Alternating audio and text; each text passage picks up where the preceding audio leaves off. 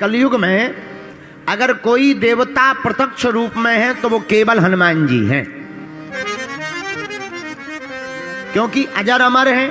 अजर अमर गुण निधि सुत हूं, सप्त चिरंजीवियों में एक हैं। इसलिए वर्तमान में कोई जीवंत देवता प्रत्यक्ष देवता सन्मुख हैं तो वो हनुमान जी हैं भैया। इसलिए कलिकाल में हनुमान जी की भक्ति करने वाले साधक को राम जी भी प्राप्त होंगे और हनुमान जी की कृपा भी प्राप्त होगी। हमको बहुत ही प्रिय, बहुत ही अच्छी एक पुस्तक मिली थी श्री सुदर्शन सिंह चक्र जी, उसमें बहुत अच्छा वर्णन था। आहा, वर्णन का क्या कहना। वो अपनी पुस्तक में लिख रहे हैं कि हनुमान जी बाल्य काल से ही अद्भुत,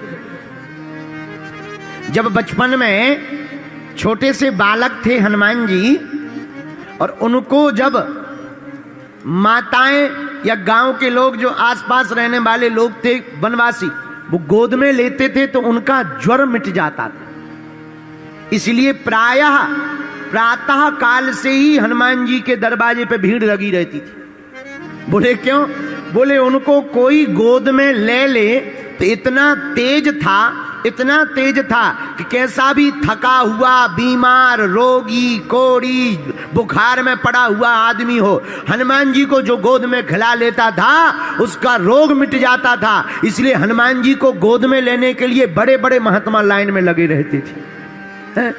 कितनी अद्भुत बात है। जो बचपन में ही पीड़ा मिटाने वाले, संकट हरने वाले हैं, वो तो वर्तमान में भी संकट मोचन है। इसलिए भैया ऐसे हनुमान जी की भक्ति करने वालों के आसपास तो संकट आ ही नहीं सकता है। बोलो जय सिया राम। लेकिन हम लोगों की पूजा भी आजकल बड़ी विचित्र हो गई। एक संत जी हमसे कहते थे बड़ी विचित्र बात, तन से पूजा कर रहे मनवा गया बाजार, और कैसे रीझे सांवरा जुड़े न दिल के ताल। ज्यादातर लोग तन से पूजा करते हैं, मन का पता नहीं कहां घूम रहा है। पता लगा कि मन घूम रहा सांचौर की चाट खा रहा है, फुल्की पी रहा है। फिर बाद में मिलते हैं, गुरुजी इतने दिन हो गए हनुमान जी की कृपा नहीं हो रही। ठटरी के बरे हनुमान जी की कृपा पानी है तो तन से पूजा की आवश्यकता नहीं है। हनुमान जी की कृपा को पाने के लिए मन से पूजा की आवश्यकता है। एक आदमी और हमें मिला यही राजस्थान का, हमारे बागेश्वर धाम पे आया। हमने कहा और बताओ सब ठीक है? बोले कहां ठीक है, सब बेकार है। हम कहा नहीं बेकार तो है, और हनुमान जी की भक्ति करो ठीक हो जाएगा। अरे बोले 20 साल से कर रहे हैं, रोज प्रसाद चढ़ाते हैं, आज तक कुछ नहीं हुआ। हमने कहा कुछ नहीं हुआ? बोले कुछ नहीं हुआ। हमने कहा प्रसाद में क्या चढ़ाते हो? बोले नारियल। हम कहा सीधा चढ़ाते हो या फोड़ते हो? बोले नहीं नहीं फोड़ते हैं। हम कहा तुम्हारी ठटरी बरे। बोले क्यों? हम कहा खोपड़ी तुम हनुमान जी को चढ़ा जाते हो, गरी गोला अपनी लुगाई को खिलाते हो। आओ। खोपड़ी तुम हनुमान जी को दे जाते हो, गरी गोला तुम खुद खाते हो, लुगाई को खिलाते हो, और कहते हो कि हनुमान जी की कृपा नहीं हो रही है। हम प्रार्थना ये करना चाह रहे, हनुमान जी नारियल से प्रसन्न नहीं होंगे। नारियल तो एक समाधान है, एक माध्यम है। नारियल फोड़ने से भगवान की कृपा नहीं होती, नारियल जैसा बन जाने से कृपा होती है कि बाहर भले ही कठोर रहो पर अंदर तो नारियल जैसा कोमल होना चाहिए। ये नारियल का महत्व है। नारियल चढ़ाने का मतलब ये नहीं है। कई लोग, बहुत से लोग हमें मिलते हैं और हम ही को फंसते हैं, क्या बताएं। एक आदमी और हमें मिला, बोला पंडित जी। हमने कहा हाँ जी। बोले अगर हमारा काम हो जाएगा तो हम हनुमान जी को जो है 5 किलो लड्डू घी के चढ़ाएंगे। तो हमने कहा देखो पहली बात तो ये कि हनुमान जी तुम्हारे घी के लड्डुओं के भूखे नहीं है, और दूसरी बात अपना काम बताओ। बोले काम ये है कि हमारी जमीन बिक जाए पर महंगी बिक जाए। हम कहा हनुमान जी को अगर जमीन ही बिकवानी होगी और महंगी बिकवानी होगी, तुम्हारी क्यों बिकवाएंगे, हमारी नहीं बिकवाएंगे।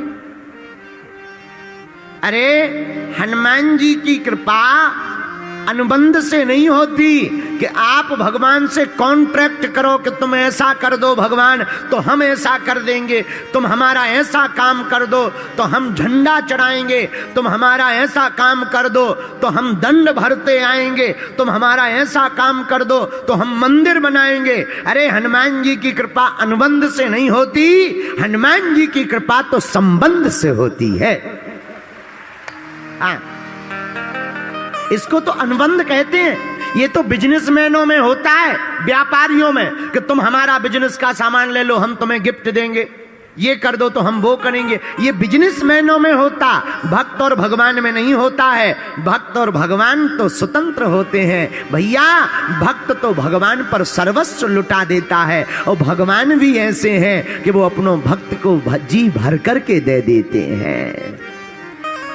बोलो जय सिया राम, जोर से बोलो।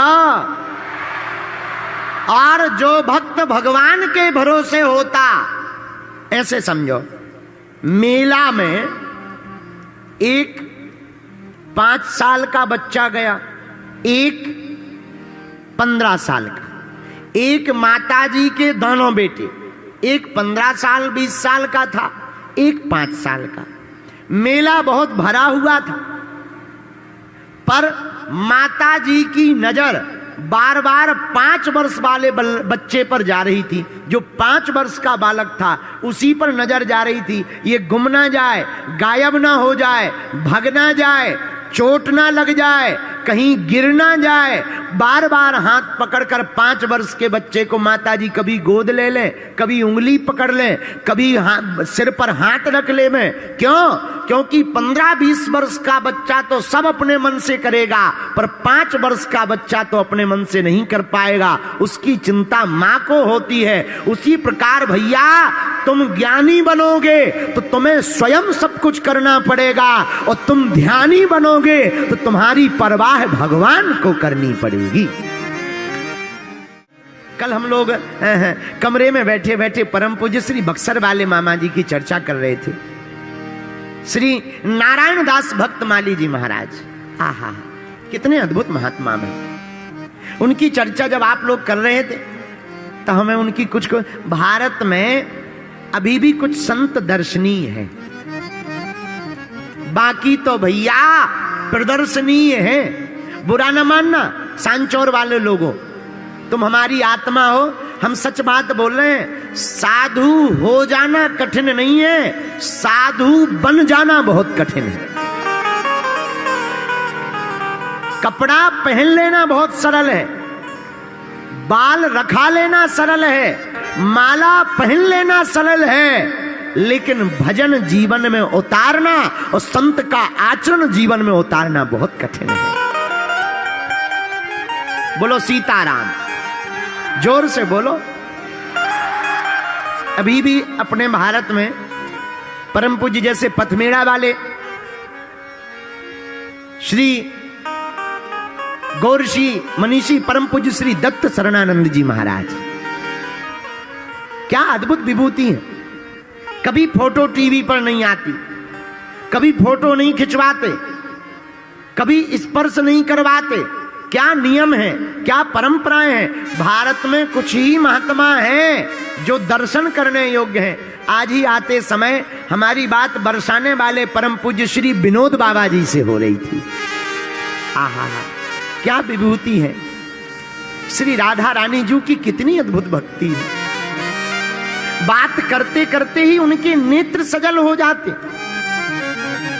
18 घंटे श्री राधा रानी जी का भजन करते, एक ही झोपड़ी में पड़े रहते, ब्रज छोड़कर कहीं बाहर नहीं जाते। भैया, ऐसे संतों का भारत में अब होना बड़ा कठिन है। चाहे वो पथमेड़ा वाले महाराज जी हो, चाहे वो बरसाने वाले पूज्य श्री विनोद बाबा जी हो, चाहे वह जगत गुरु तुलसी पीठाधीश्वर चित्रकूट वाले पूज्य गुरुदेव भगवान हो, चाहे वह मलूक पीठ वाले पूज्य महाराज जी जगत गुरु द्वाराचार्य श्री राजन दास जी महाराज जी हो। ऐसे संतों के दर्शन वर्तमान के समय में सतयुग स्वर्ण काल युग है। इस कलिकाल में ऐसे संतों के दर्शन करना ही परमात्मा के दर्शन करना है। बोलो जय सिया राम।